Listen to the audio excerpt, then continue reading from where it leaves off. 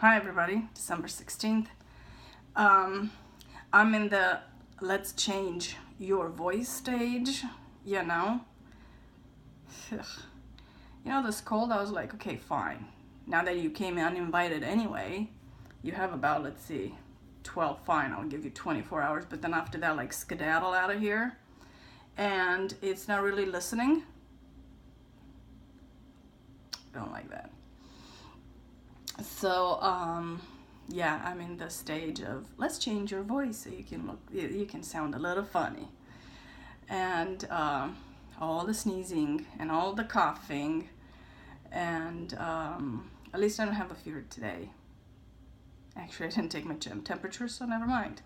But I had a lower fever yesterday. So, other than that, I was able to go to Trader Joe to get some groceries because when Mama's sick, we all know the whole world goes hungry. So I managed to, as we women do, mothers do, pull the strength together and went and got some grocery stores. And for some of you that know where I live, stop laughing. I can see you. I can feel you. It's like the vibration. You're like, yeah, because it's Trader Joe's. It's in the same building that you live. It's just on the ground floor. That's why I chose to move here. So, moving on.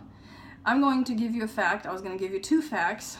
I forgot the second one, so I'm just going to give you one fact about the little differences in between Romania, where I grew up, and America. The elevator. In America, you push on the button of the elevator to pretty much you're telling the elevator where you want to go. If you're on the ground level and you want to go up, you just push up. If you're up and you want to go down, you push down. Just a sec, the battery is closed, so it's telling me. That's why I'm pushing your noses. So that's kind of how it operates. In Romania back when I was in Romania, things may have changed since. The elevators were different. They actually had all the numbers on the outside, and if you're on the ground level, and it showed that the light where the elevator was stopped at would, be lit up. So if you're on the ground floor, but you went and you saw in front, number 3, number 6, then you knew the elevator was stuck there, so you always push your level. So the elevator would go to your level, pick you up, and throw you out, whatever level you wanted to be out of there.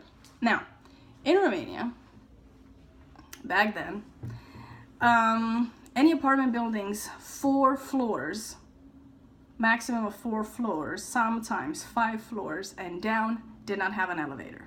So if you lived in those apartments, you better be young, strong, and tough muscles. And if you were not, you would get there. Trust me, up and down the stairs.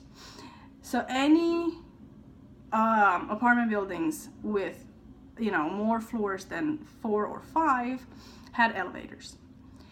But most of the time they didn't work, at least during communism. I don't know how it's today.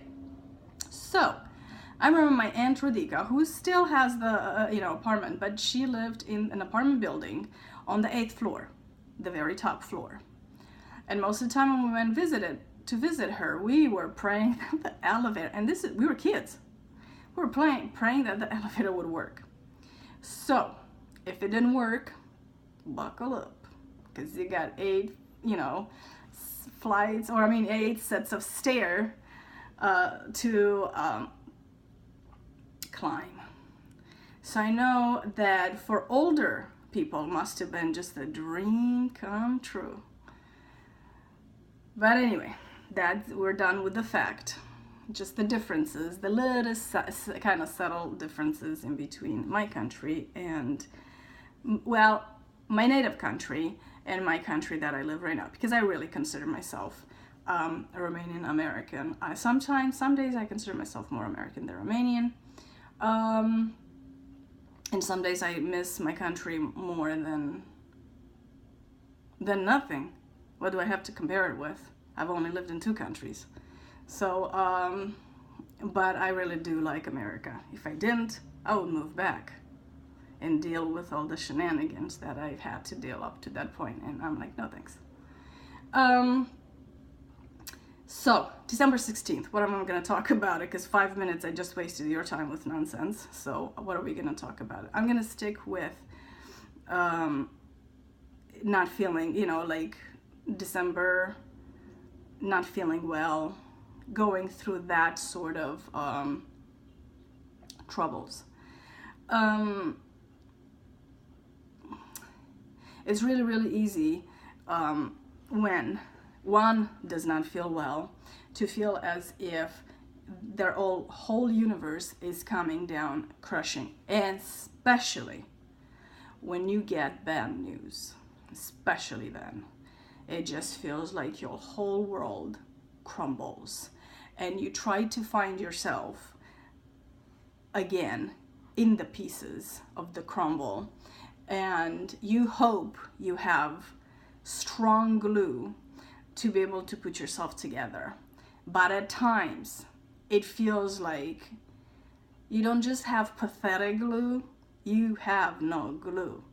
And literally, that's when the other people come into our lives. They are our glue. So, if you're at the glueless stage, let the others around you be your glue. And try to go over what I had to overcome. I had such pride, and this is Eastern European pride.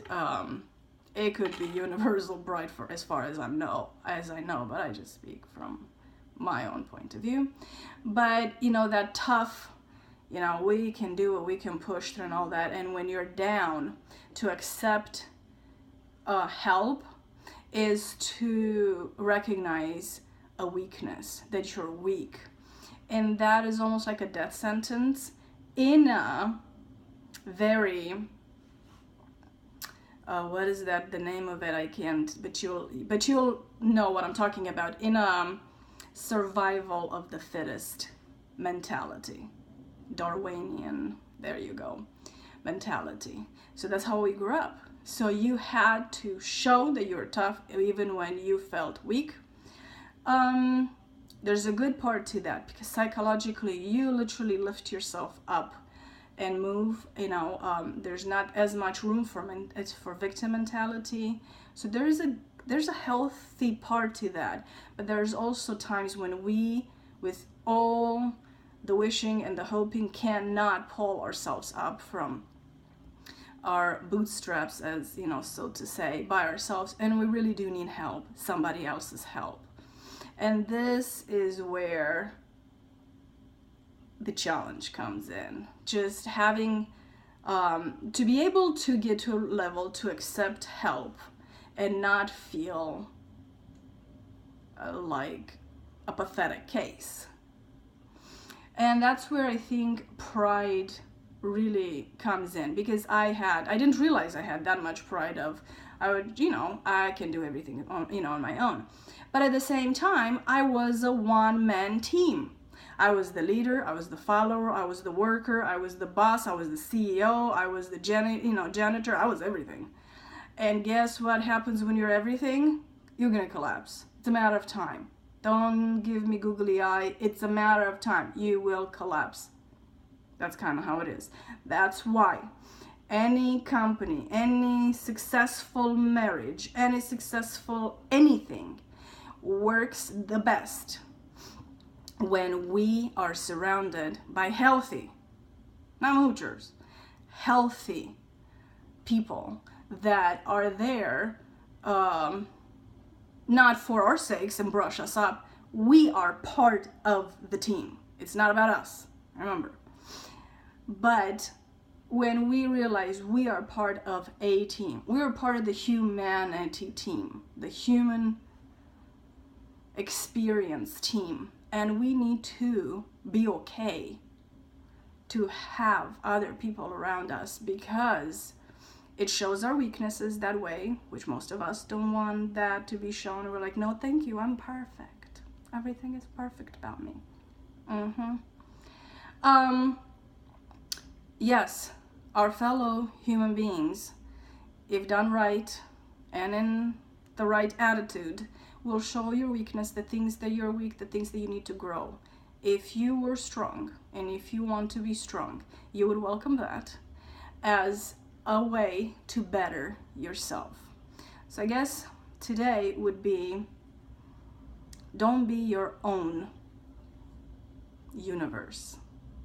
Surround yourself with other people, because even though they will at times rub you wrong, don't doubt it. Don't doubt that for a second. They will show you so many beautiful things that on your own you could not come up with. We only have so much capacity of our brain, and we don't even use that full proof all around. Sorry about that.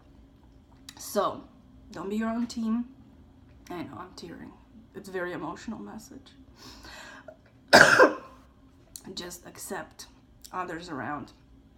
No, I'm not that emotional. It's really the cough. So, that's about it. I'll come back tomorrow. Hopefully not as emotional. Bye.